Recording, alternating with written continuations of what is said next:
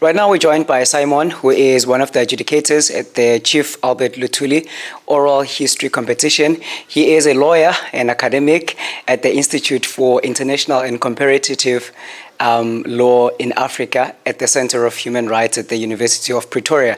He also heads up the Multinational Schools Moot Court Competition, which we'll be going to very, very soon. Simon, thank you for joining us on DBTV. Thank you for having me. It's such a great pleasure. Have the kids met your expectations? I think in general they have fairly met some expectations. Of course, there is always room for improvement. I think from an adjudicator's perspective, that's always the case. But I am very much impressed with the quality of their presentations. That's really great. For someone who has so much experience, I mean, over 10 years of experience in these social events and participating, judging, and all of that, do you feel like there's more support that needs to be given to the mentors, the teachers, instead of just focusing on the kids themselves? Yes, definitely, for sure. And I think having included the educators category for this particular competition is kind of a mode to get to that point where there is increased support, because then we are able to kind of evaluate how the teachers have been involved in assisting the students, and we are able to guide them on how they can improve on how to assist the students. But there is always room for further support to the mentors themselves, as they are now also active participants in the project. And I guess the more support they receive, the more support they're able to give to the students. What do these programs do for kids? I mean, you have an experience, you've got the exposure, and what do you feel like should be done in terms of the government, the department itself, in ensuring that they advocate for these programs?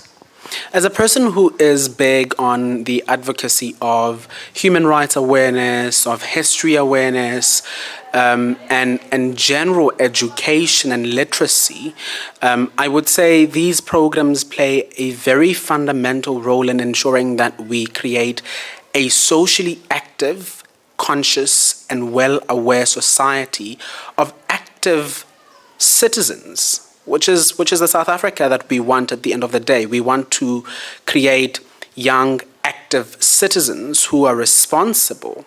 And these projects assist us in getting to that point, to that role that they should be playing in society. So I think the government should really continue investing in the projects, one. But I also do think we need to be more widespread.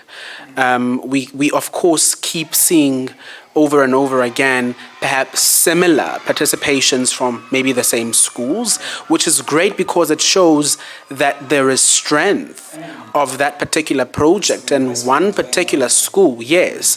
But we should also be able to see differences, you know, year in, year out, new schools and so forth and so forth. And that will allow us to be able to build the kind of South Africa that we want to live in the future. Simon, we thank you so much for taking the time to be part of this program, and all the best. Thank you very much for having me. I hope that I'm still here again in the next few years to come.